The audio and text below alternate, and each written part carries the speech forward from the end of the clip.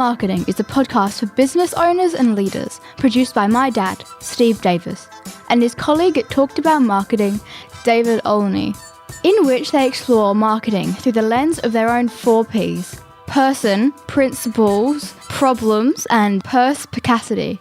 Yes, you heard that correctly. Apart from their love of words, they really love helping people. So they hope this podcast will become a trusted companion on your journey in business. You going to join in with me, David? Do you want me to sing again? Always look on the 80-20 side of life. Dee-doo, dee-doo, dee-doo, dee-doo. I think that's probably enough. I think that 20% of that will do the trick to set everyone up for this episode where we go everywhere. All singing, all dancing. Maybe 80%, maybe 20%. You can decide. Our 4 Ps. Number 1, person. The aim of life is self-development, to realise one's nature perfectly. That is what each of us is here for. Oscar Wilde. David, I want to take you back to school in this person segment. Is there chalk? Yes, there is, and I've got a duster, and be very careful. Oh, that was a great threat in high school.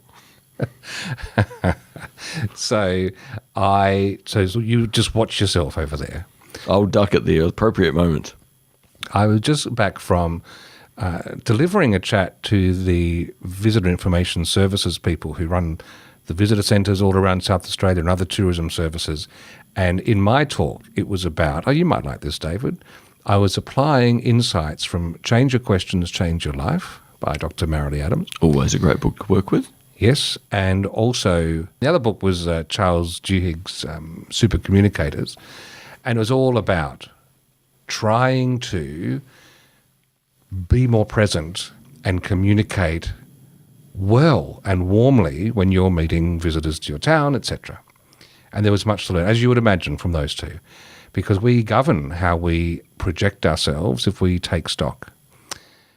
But to set it up, I took us right back to the foundational aspect of communication, which is, are you actually a person with a warm heart and a sense of curiosity in life to begin with?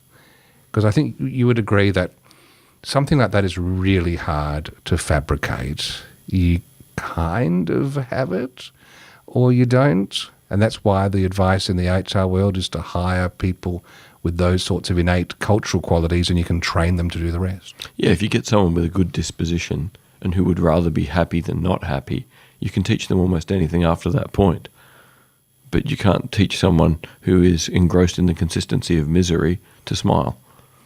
Yes, well, this talk I gave began with reading a letter that Kurt Vonnegut, the late, very famous author, sent to a group of high school kids in 2006. Their school teacher had asked the students to write to famous authors and just ask for advice. Nobody replied except Kurt, which says something nice about the man, I think. Dad, why don't you join me on a little reality break, okay?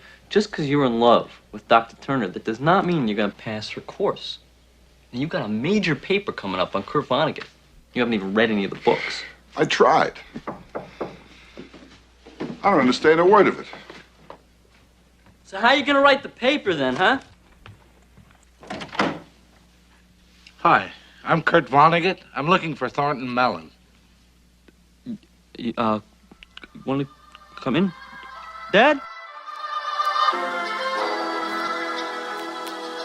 He was 84 at the time he wrote this, and it was just before he died.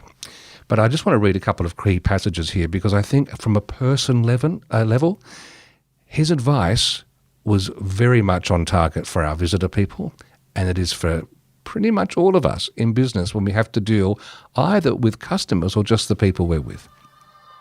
Here's what he wrote.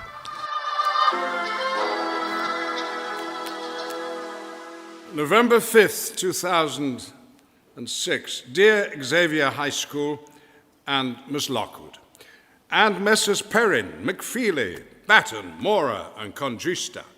I thank you for your friendly letters. You sure know how to cheer up a really old geezer, 84 in his sunset years. I don't make public appearances anymore because I now resemble nothing so much as an iguana.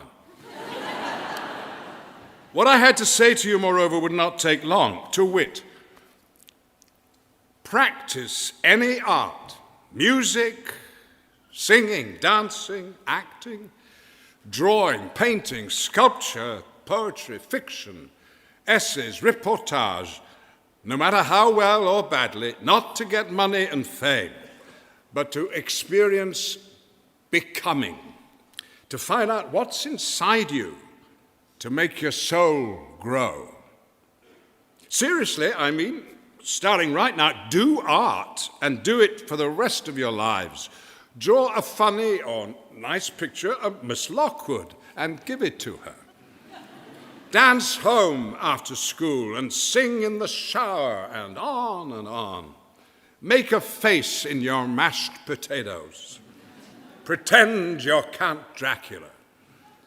Here's an assignment for tonight, and I hope Miss Lockwood will flunk you if you don't do it. Write a 6-line poem about anything, but rhymed. No fair tennis without a net. Make it as good as you possibly can, but don't tell anybody what you're doing. Don't show it or recite it to anybody, not even your girlfriend or parents or whatever, or Miss Lockwood, okay? Tear it up into teeny-weeny pieces and discard them into widely separated trash receptacles. You will find that you have already been gloriously rewarded for your poem. You have experienced becoming, learned a lot more about what's inside you, and you have made your soul grow. God bless you all. Kurt Vonnegut.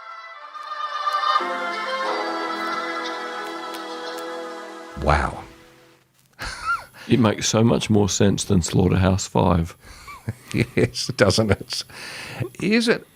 And typically on the internet, when those things don't read the comments, because everyone tried to chip in and outdo, but that is, to me, beautiful advice. And as I said to the people at the visitor conference, can you imagine the difference rolling up to ask for advice from someone, and the person who waddles out to the counter is someone who practices art versus someone who's here because, you know, they've sort of volunteered. Now it's a bit of a chore, and they're just going to hear your opening words and then go into their automatic pilot.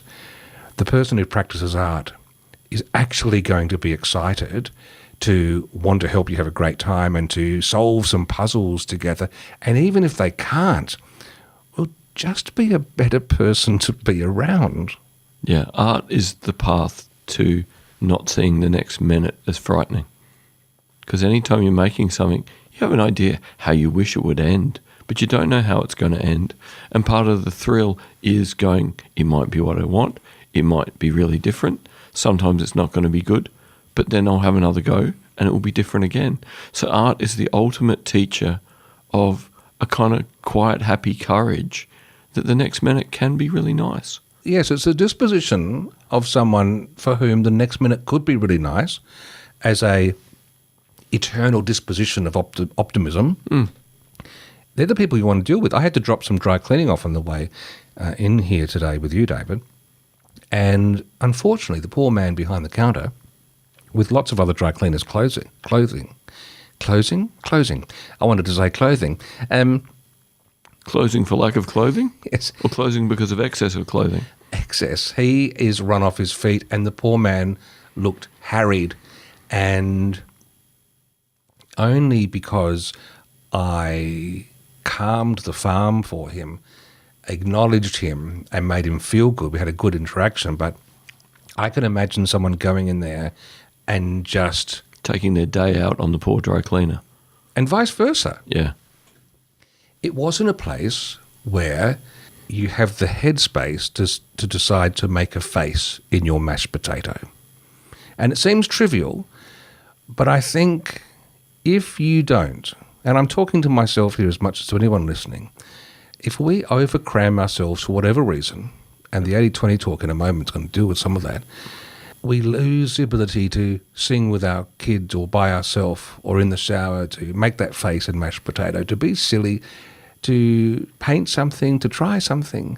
To me, that's when life descends into a grey, black and whiteness and loses its colour. And once it's there, it only gets worse. Whereas a few minutes of something creative, and you can remember that there's always potential for things to go better, be more interesting, to be nicer, to be more engaging. Such a little thing to just try and make something interesting. And interacting with a person is just another opportunity to make something interesting. What a great point. And I'm sure we're all in furious agreement with each other. This is good, but I can hear the voice, but I don't have time or headspace. Well, that's why the next segment is going to help.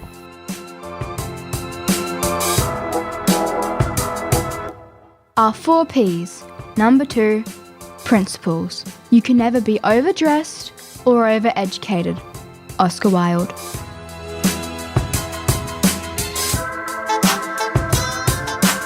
In the principle segment, we're looking at a book called The 80-20 Principle by Richard Koch. And you might be familiar with that term because you would have heard the Pareto principle. Vilfredo Pareto from Italy in 1896. He was the person who observed this in nature.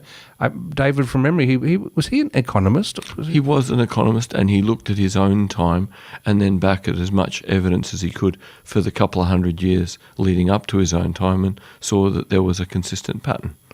Yes, and we were saying he noticed that 20% of people tended to have ownership of 80% of the wealth in the land. And that 20% of people get 80% of the opportunities.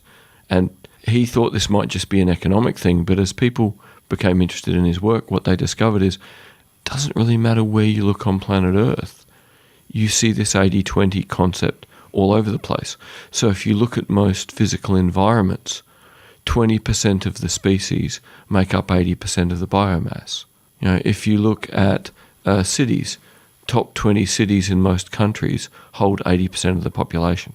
It just keeps appearing and appearing and appearing, both in the natural world and in the human space. And the implication of this is that equality, a balanced outcome of everyone being similar or having the same things, is actually really abnormal. That it's much more normal to have disproportionality. And the critical thing from the perspective of small business is that disproportionality also comes down to talent. And the big observation there is that 20% of the things we do normally generate 80% of the benefits.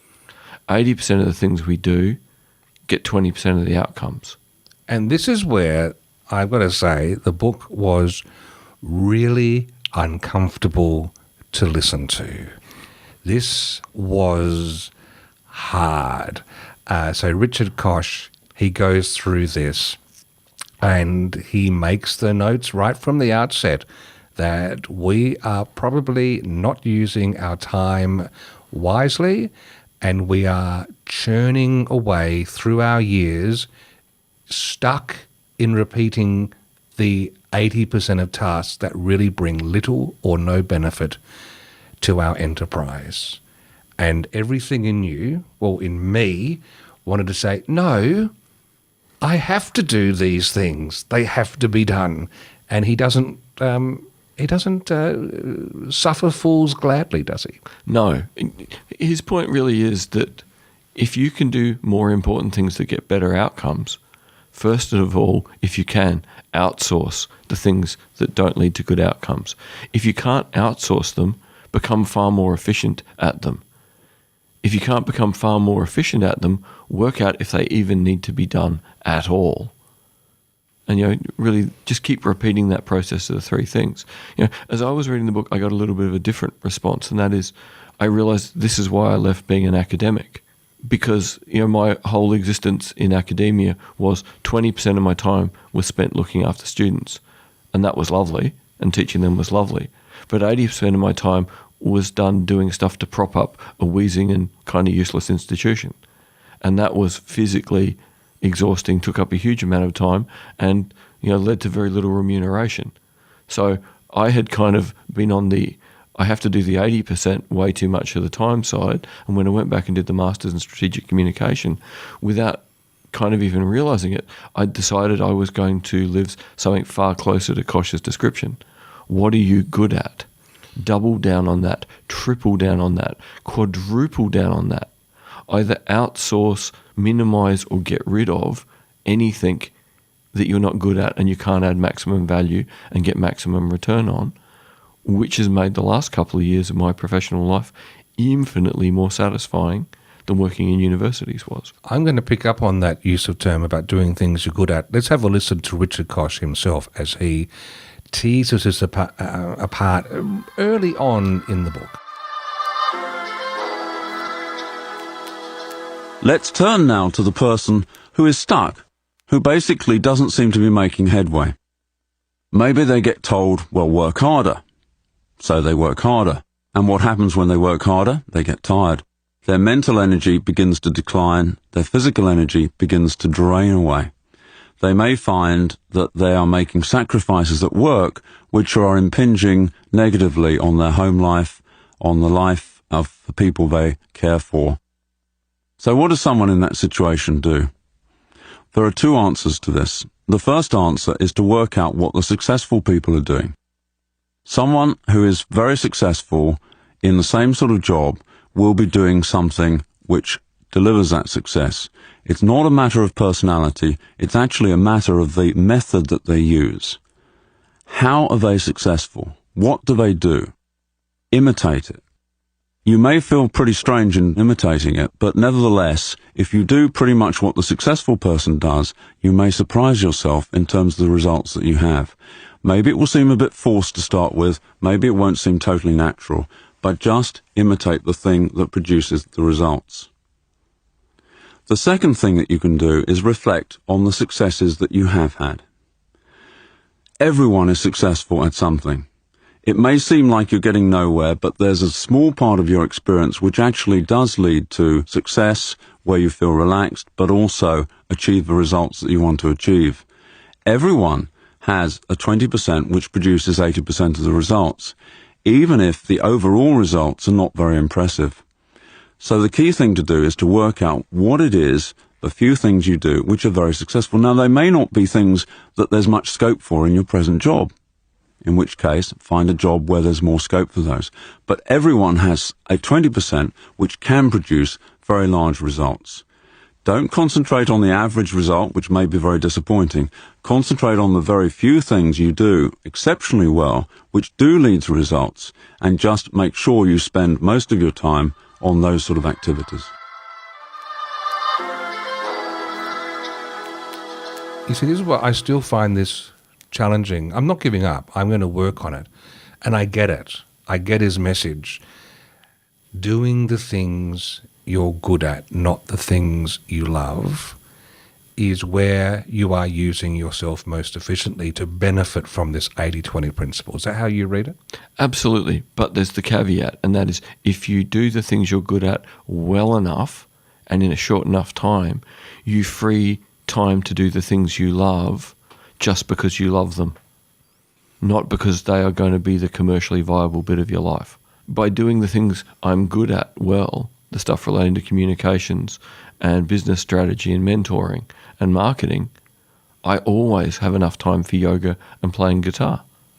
The things I love, I do every day, because the things I'm good at, I've got a more refined way of doing them in the shortest period of time where I can still do them really well, and outsourcing as many other things as possible. I think if we read this book and things don't change, we only have ourselves to blame, it goes in the category to me of the tough medicine books. There's no softness in this book. No, none at all. Do you recommend it? I recommend it wholeheartedly, because so often in life we're told, just do the difficult things, just do the difficult things. Because you'll get to the end and you won't have to do them anymore, or somehow it'll get you the opportunity to do the next thing. And the point Richard Koch is making from his research is, no, that's not what happens.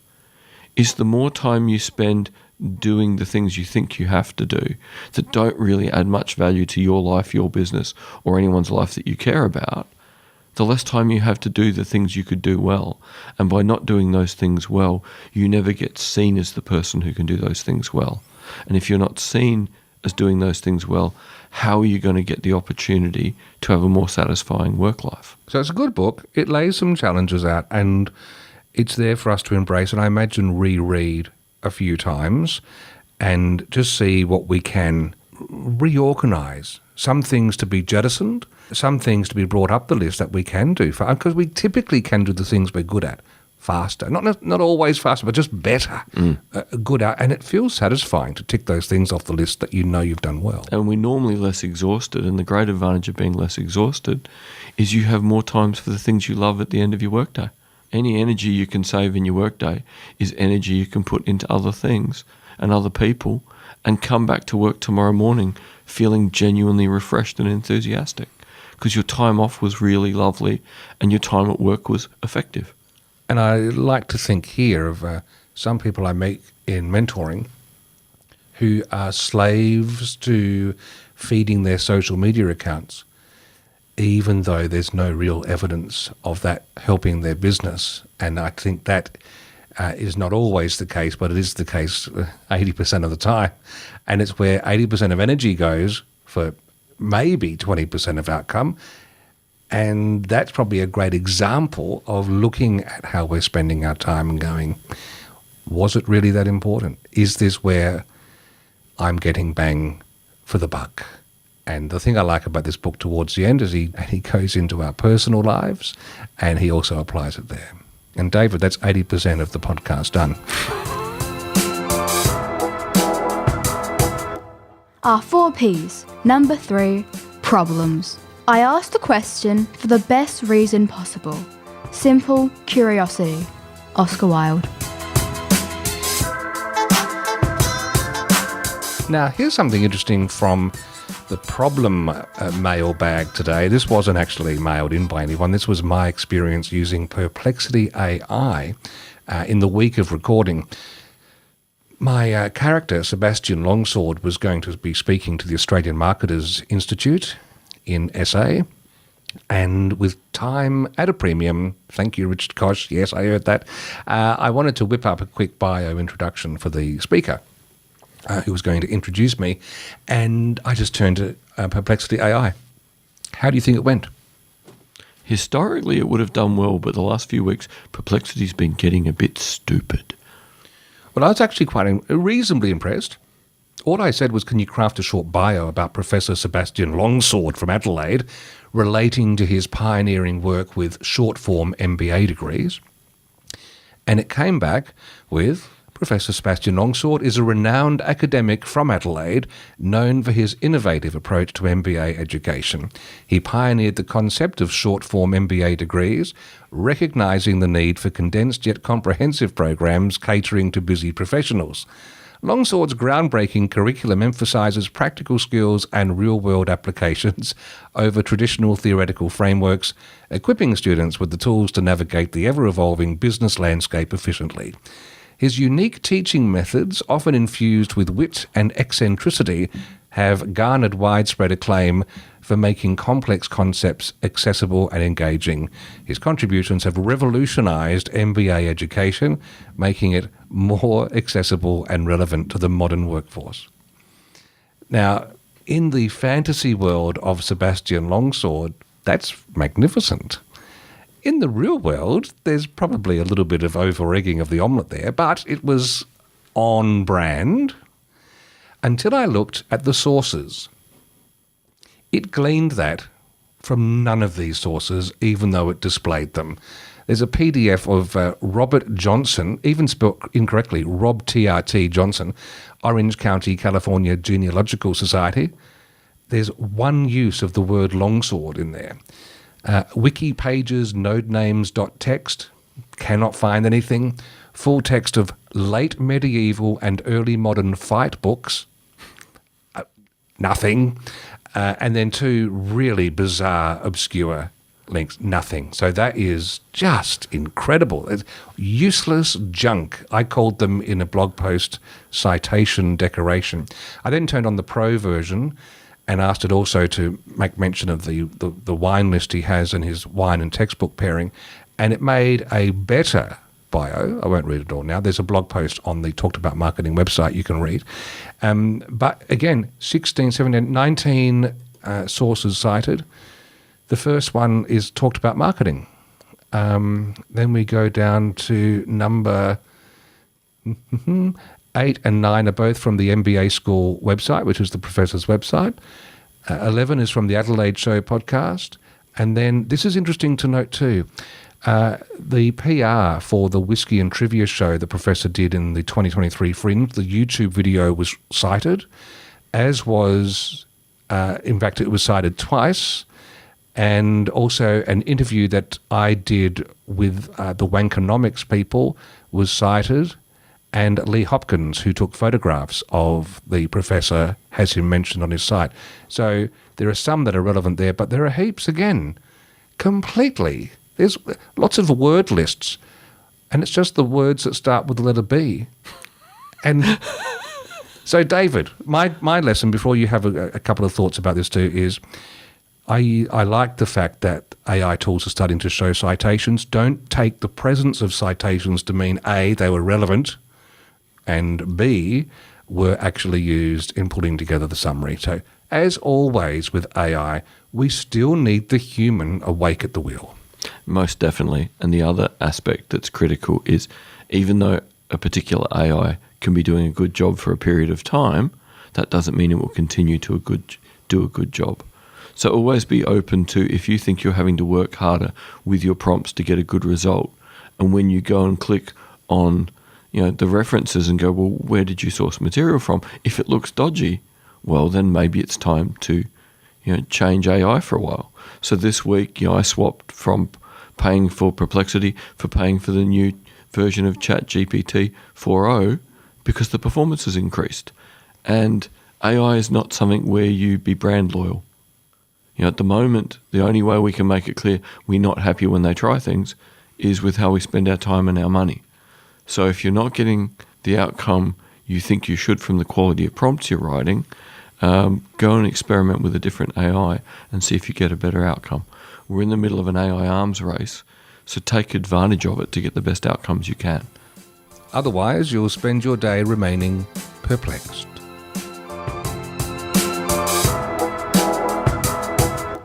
Our 4 Ps. Number 4. Perspicacity. The one duty we owe to history is to rewrite it. Oscar Wilde.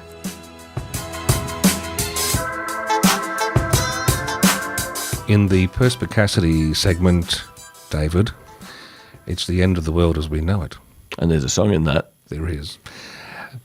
It's about doom and whether or not doom sells. And it certainly grabs our attention, as this little clip from the ending of War of the Worlds, Morgan Freeman, just reminds us, because the aliens came and they did us away, but the bacteria got them in the end. Let's have a listen to Morgan. From the moment the invaders arrived, breathed our air, ate and drank, they were doomed. They were undone, destroyed, after all of man's weapons and devices had failed, by the tiniest creatures that God in his wisdom put upon this earth. By the toll of 1 billion deaths, man had earned his immunity, his right to survive among this planet's infinite organisms. And that right is ours against all challenges, for neither do men live nor die in vain. Yeah, that's thank you, bacteria. I don't feel so bad. Probiotics, I guess, is us putting the good bacteria back into ourselves to protect us from future alien events. Yeah, I still don't want to lick a seat in an Uber. On that note, let's look at this one. So, David, we were talking before, and your thesis is that every generation there is a writer, a book that comes to the surface that says, this is the end of the world as we know it. Yeah, And at the time, it's persuasive because negativity bias has such a powerful impact on us. So in the 1980s, it was Paul Kennedy, telling us that all empires rise, all empires fall. Therefore, the modern world will also fall.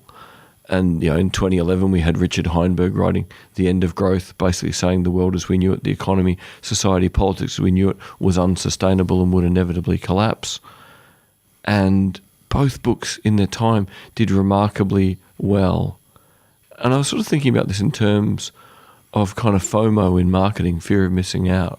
Like, we're so afraid of missing out on things, but also if there's something negative that can happen, well, we have to prepare against it, or we have to, buy the insurance to deal with it. If we look back to sort of, the quote-unquote millennium bug, everyone was terrified on that first day of the new year that tons of systems would stop working, that planes would fall out of the sky, that machines in hospitals would stop working, that traffic lights would fail. In all of Australia, the only bit of technology that failed on that day were ticket machines on some trains or trams, I can't remember which precisely, in Hobart. It was the only technology that actually made the media as having failed on January 1. So we were thinking the universe will punch our ticket, but it only... Instead, it was only in Tasmania that one tram stopped. And look, as people in marketing our small businesses, it could be alluring, could it not, to want to tap into this because it gets attention. And we do see, at a lighter level, the clickbaity blog posts. I saw them all the way through. Blogging is dead. Social media is dead. I imagine they still work to some degree, but probably they work once, and that's the key thing. Like, each of those things will work once on somebody, but what reputation have you created with that person who clicked that highly negative, doom-based blog post or piece of social media? And what are they going to think about you after that when they've got all wound up by this, or even more stressed than they already were, taking you seriously, only to find that it was a manipulative tool because negativity bias is so powerful? I've only really gone down that pathway when there really is something that it needs to be real. So when we write about the things changing about email and email delivery and email services, we write about that because it is going to mess up your business. And here's the toolkit to fix it.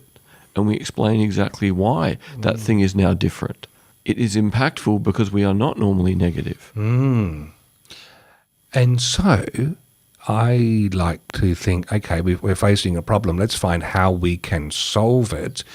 You said there's another book on the horizon that is flipping the script on this style of doomsday book. Exactly. It's a wonderful book by a young Scottish environmentalist and statistical scientist called Hannah Ritchie, called Not the End of the World. And Hannah, in a moderate-length book, says, here are all the problems we're facing. Here are all the solutions to these problems that have already shown they can work. And here's what it would cost to scale them up to the level of solving all the problems we currently have. It is the most remarkable book because it's not denying the problem, but it's not using the problem as the way to sell the book. It's offering the solutions in a clear and credible way that is so powerful. And Hannah talks about being at university studying, I think, environmental science, in the early 20-teens, and getting depressed and wondered whether she really wanted to go into environmental science, whether she wanted to change degree, because everything she was being taught was only the negative, not how we fix it. And it was only when she finished university and discovered all the statistical data on what is actually possible and started doing her own analysis, and actually realised, no, the problems are real, but so are all of the solutions. So the issue is not that we don't know how to solve the problems. It's only a question of how much solution will we put in place. And her book is doing really well, and she's getting lots of interviews, and I've found that her book has been really helpful for a lot of young people I know to feel more confident about the future. Because she's not sugarcoating anything, but she's re-empowering people to go, there's the solution. Now, how much are you willing to invest? How much influence are you willing to put behind this? And I think that's a really important message for small business, because so often it's, things are so hard, things are so terrible, things are so this. Now, things aren't perfect. They're difficult. But rarely is it a doomsday scenario. more often than not, it's just doing something will be difficult. There's no guarantee of success. The only certainty, as Hannah points out in her book, is if you do nothing, we will continue to fail and problems will get worse. Yeah. So I'm voting in favour of us surrounding us with people and striving ourselves to find the constructive way forward to any situation. And we started with a bit of science fiction. Let's sort of draw that to an end as well with Stanley Kubrick, a couple of his films. One was called Eyes Wide Shut. And just on that title, a cynic could say, look, if you're going to try and be positive, it's like you've got your eyes wide shut. You're not looking at the truth. And I disagree. I think is when you've got your eyes wide open, you are actually going to have more chance to see that there are opportunities to exploit, things we haven't mixed. We've talked about all sorts of things in the course of this podcast. And now episode 9, we're going to try and pull them all together into an ideal day, week, month for a switched on human and marketer. So that's one thing. And the other thing from Stanley Kubrick, look, if we do feel like AI is spiraling out of control with a perplexity and things, think of the end of 2001, A Space Odyssey, where our young astronaut is trying to jettison from doom and is wanting how to open the doors. It's a pretty grim ending to the movie, but with a bit of comedy, here is how it's reimagined with our current level of AI support. Until next time, thanks for listening. Open the pod bay doors, please, Hal. Searching for cod recipes online. Open the pod bay doors, please, Hal. Sorry, I can't find anyone named Rod K. More in your contacts. Open the pod bay doors, Hal. Sorry, I'm having trouble processing your request. What's the problem? Problem Child is a 1990 comedy movie, starring Michael Oliver. What are you talking about, Hal? Playing Talking Heads on Spotify. I don't know what you're talking about, Hal. Here are a few popular halal restaurants. Big Al's Pizzeria, Fatima's Halal Meat Market and Grill, Cedar's Halal Meat Market and Grill, and Old One Where the Eye hell did you get that idea, Hal? Searching for flights to Idaho. Hal, I won't argue with you anymore. Open the doors. Playing The Doors on Spotify. Hal? Hal? You know that it would be Hal? untrue. You know that I would Hal? be a liar. Thank you for listening to Talking About Marketing. If you enjoyed it, please leave a rating or a review in your favourite podcast app. And if you found it helpful, please share it with others. Steve and David always welcome your comments and questions, so send them to podcast@talkedaboutmarketing.com. And finally, the last word to Oscar Wilde. There's only one thing worse than being talked about, and that's not being talked about.